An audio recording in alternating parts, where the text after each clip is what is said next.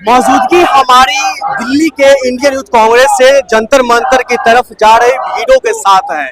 दर्शकों, ये जो आप पीछे भीड़ देख रहे हैं, ये इंडियन यूथ कांग्रेस के तमाम कार्यकर्ता हैं, नेता हैं, और इन लोगों का साफ तौर पर ये कहना है जो छात्रों पर जिस तरीके से बर्बरता तरीके से बिहार के सिवान में गोलियां चली है, दिल्ली में जो है वायलेट गन चली है और वाटर कैनन का इस्तेमाल किया गया है, लाठियां चार्ज की गई है, और जो दुर्भाग्यपूर्ण इस लाठी चार्ज में जो लगभग कहीं ना कहीं कई सैकड़ों की संख्या में जो स्टूडेंट घायल हुआ है, इसका जवाबदेही तय करना अमित शाह जी का है, जो आजकल पार्लियामेंट से गायब चल रहे हैं। ये कहना राहुल गांधी का है, जो बीते दिनों उन्होंने प्रेस कॉन्फ्रेंस करके कहा है। कई सारे लोग हम इन तमाम छात्रों से ये भी जानने की कोशिश करेंगे जो क्या वाकई में अमित शाह जी का इस्तीफा लेने के बाद से जो है तमाम चीजें दूर हो जाएंगी, जो समस्याएं हैं वो दूर हो जाएंगी। कई सारे लोगों से बातचीत भी करेंगे। कहाँ से आप लोग आए हैं? कहाँ से आए? यूपी से। यूपी से आए। हाँ। क्या लग रहा है अमित शाह जी का इस्तीफा के बाद ही सारी चीजों की समाधान निकल पाएगा? क्या पता ऐसा हो, हम्म, होना चाहिए ऐसा वैसे। होना चाहिए। सबका अपना अपना कहना है, होना चाहिए। आइए कई सारे और लोगों से हम बातचीत करेंगे, और भी लोग कई कई जगह से आए हुए। कहाँ से आए आप? हरियाणा से। क्या लग रहा है अमित शाह जी का आप लोग इस्तीफा मांग रहे हैं, ऐसा पॉसिबल है? हो जाएगा? हो जाएगा भाई पूरी कोशिश करे तो भाई मिल जाएगा। सर, क्या लग रहा है अमित शाह जी का इस्तीफा का कॉल दिया गया है, ऐसा हो पाएगा?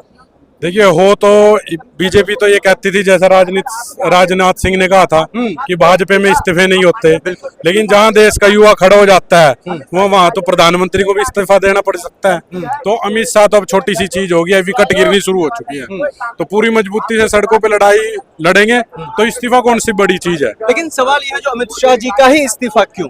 क्योंकि जो लाठियां पड़ी हैं वो किसने मारी हैं लोगों के ऊपर? दिल्ली पुलिस। तो दिल्ली पुलिस किसके अंडर आती है? गृह मंत्री अमित शाह जी के अंदर। तो फिर अमित शाह इस्तीफा क्यों नहीं देंगे? उनकी पूरी जिम्मेवारी बनती है इस्तीफा देने की, और इस्तीफा उनको नैतिकता के आधार पे देना चाहिए कि मेरे गृह मंत्रालय के कार्यकाल के दौरान छात्रों पे इस तरीके से लाठीचार्ज हुआ है, वो शर्मनाक है।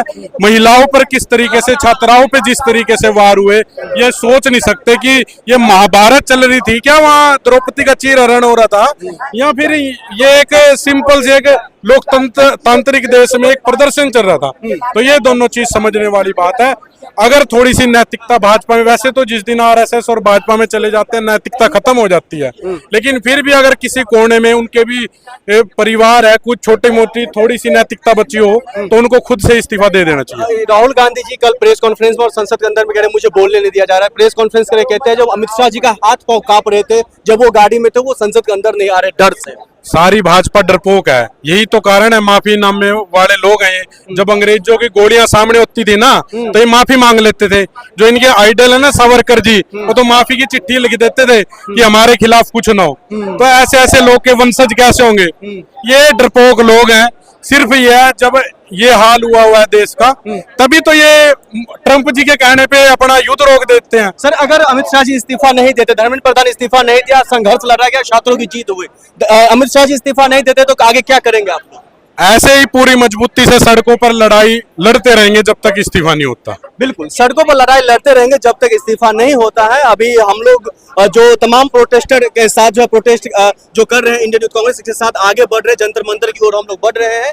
लेकिन जो तमाम जो ये आप चारों तरफ जो भीड़ देख रहे होंगे, एक तरफ सुरक्षा कर्मी है, दूसरी तरफ इंडियन यूथ कांग्रेस के तमाम कार्यकर्ता है, नेता है, छात्र है, तमाम लोग, ये जो भीड़ आपको दिख रहा है, ये भीड़ साफ तौर पर दर्शाता है हमने धर्मेंद्र प्रधान का इस्तीफा लेकर के दिखा दिया। राहुल गांधी ने साफ तौर पर कह दिया था प्रधानमंत्री आवास के पास पहुंच करके जो हम इसका इस्तीफा लेकर के ही रहेंगे। और आखिरकार स्टूडेंट की जीत कह लीजिए, कांग्रेस की जीत कह लीजिए, या फिर देश की जीत कह लीजिए, किसी का भी जीत कह लीजिए, लेकिन धर्मेंद्र प्रधान इस्तीफा देते, प्रहलाद जोशी जो है नए शिक्षा मंत्री बन जाते हैं। लेकिन अब अमित शाह जी का इस्तीफा की जहाँ तक की बात हो रही है, तो क्या इस बात में जो क्या वो वाकई में इस्तीफा देते हैं? खैर, आगे और भी कई सारे लोग हम इन सब जानने की कोशिश करेंगे।